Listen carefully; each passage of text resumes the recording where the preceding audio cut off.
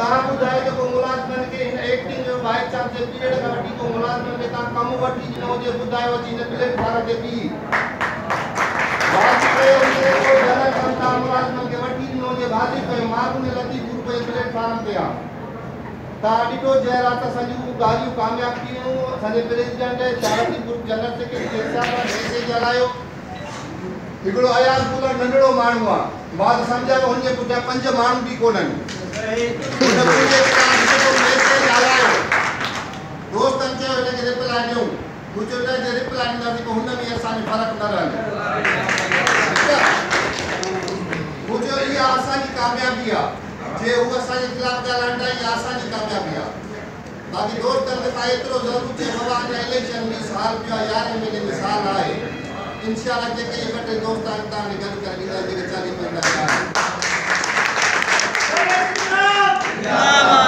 तो दोस्तो इहो ई असांजो चवणु आहे त असां बिल्कुलु हिन हिकु प्लेटफॉर्म ते मुलाज़िमनि जे जाइज़ हक़ लाइ गॾु हूंदासीं कंहिंसां बि नाजाइज़ थियणु ॾींदासीं को दोस्त असां सां राति पेट्रोल पंप ते मिलियो उन पंहिंजी शिकायत कई ऐं मां ईअं सम्झो त 11 तारीख़ खां वठी काफ़ी दोस्तनि जूं नाजाइज़ ॾिठियूं आहिनि प्रोमोशन में कंहिं ॻाल्हियूं उहो मां नोट कंदो वियो जीअं उस्ताद शामी हुनजी चयो रिज़वान तक़दीर में मां हुन सां मिलियुसि अला वाक़ई हुन सां नाजाइज़ थियल आहे बिल्कुलु आहे नाजाइज़ असां ईअं नथा चयूं त नसीर शकील हिकु डेट ते प्रोमोशन थिए थो क्वालिफिकेशन हुनजी ॿिन्ही जी सेम आहे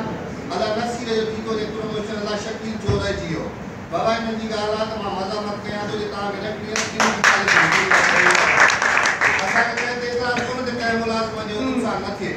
हिकिड़े खे नवाज़ो हिकिड़े खे चवंदा की पोते घटि न इहो सरासरी ग़लति आहे सो दोस्तो इंशाअल्लाह काफ़ी कामयाबी मिलियूं आहिनि अॻे ईअं थियो आहे त तव्हांखे मिनट्सनि ते हिकिड़े पंज में 5-8% लिखी मिलिया आहिनि पर हिन चकर असां ईअं न कयो आहे वेही कम वरिता आहिनि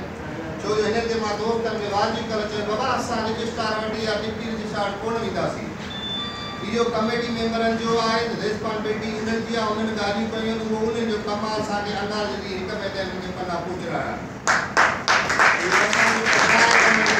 असां हली वञी चयूं त बाबा असांखे पना कढाइजो बाबा ज़िमेदारी तव्हांजी आहे तव्हांखे असांखे ॾियणा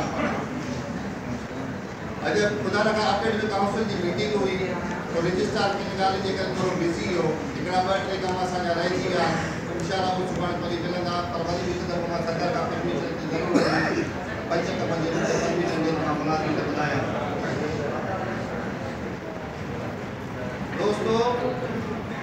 मां हिकिड़ी ॻाल्हि अव्हांखे इहा ज़रूरु ॿुधायां त 11 तारीख़ खां वठी जेको जीअं असांजी स्ट्राइक शुरू थी त असां मुलाज़िमनि खे जेको हिरासत में कयो वियो शोकास कढिया विया नोटिस कढिया विया 61 रिपोर्ट अची वई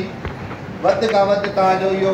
मतिलबु कामयाबु कमु हो त उहो सुबुह नोटिफिकेशन निकिरी जेका वेबसाइट हुई ख़तमु थी वई आहे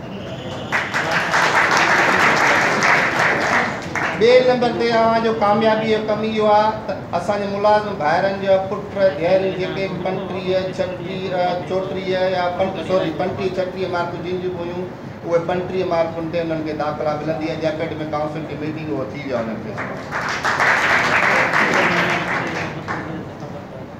ॿियो मां तव्हांखे इहो ॿुधाईंदो हलां त 5% 2013 खां कंहिं वक़्तु रोड़ले जो शिकार हुई मां असांजे 2013 में डॉक्टर अली भाई सूमरो हुयो बलोच बि वियो पर इहा बि तव्हांजे महिनत सां तव्हांजे कामयाबियुनि सां हिन पघार में तव्हां फर्स्ट नंबर ते तव्हां खणंदव